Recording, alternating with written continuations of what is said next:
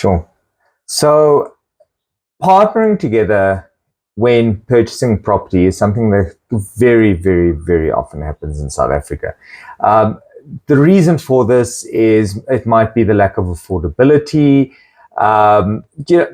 maybe co-contributions when it comes to cash, and we normally refer to these as JV. One perfect example of when this happens, and again, it happens very often, and this happens with business partners, couples alike. One person approaches the bank in their name, and the bank does an assessment on their affordability and grants a loan, again, in favor of this person, with this person signing a suretyship, leaving the other person who maybe contributed all the cash with very little rights because this has not been documented properly. And this is a big risk in South Africa nowadays. The context in this particular case was very much that. The one person would not qualify for a bond in South Africa. So they asked somebody else to stand in for them. They contributed most of the cash. In fact, it was a cash transaction where half of the purchase price was actually contributed.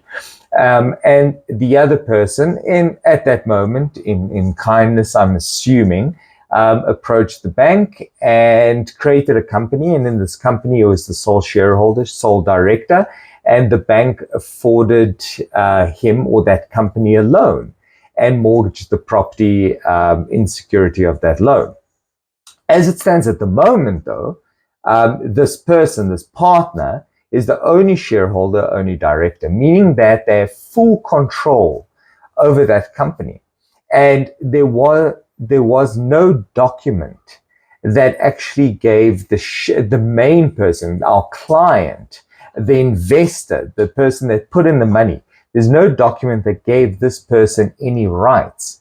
Now, where this becomes a massive issue is obviously when there's a fallout between the two partners. And it's one of my main reasons to emphasize the focus when it comes to business relationships and commercial relationships, that proper documentation be put in place that governs the relationship between two parties. Because once the relationship deteriorates and you're counting entirely on good faith, once it deteriorates and the good faith dissipates, then what do you have left? Nothing.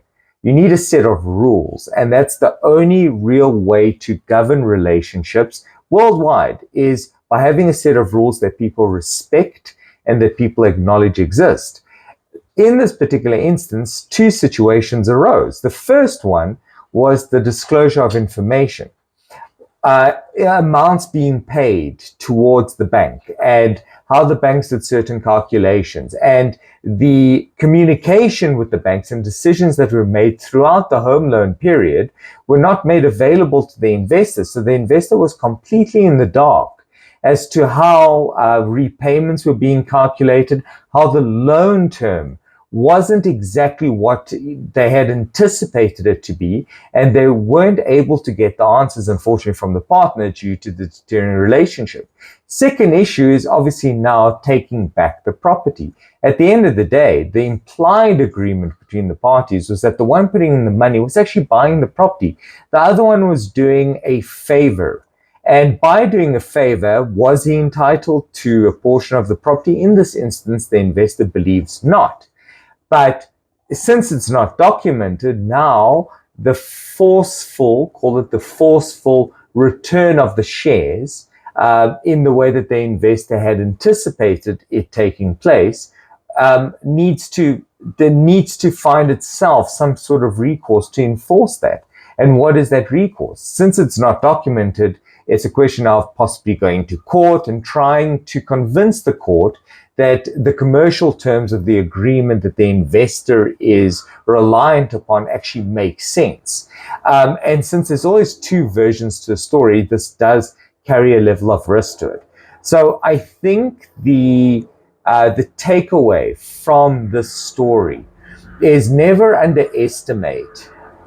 overestimate trust, and never underestimate something in writing. It doesn't have to be attorney-based. It could be in an email, just setting out certain basics of what you believe the relationship to entail and what you believe the final outcome to entail. But when entering into any sort of commercial arrangement, especially regarding an asset as valuable as property that's also passive, that doesn't necessarily always require active management, when entering into a transaction relating to this, it is crucial that the disposal of that asset, or that the future of that asset, be very, very clearly addressed. Who does it actually belong to? When can it be sold?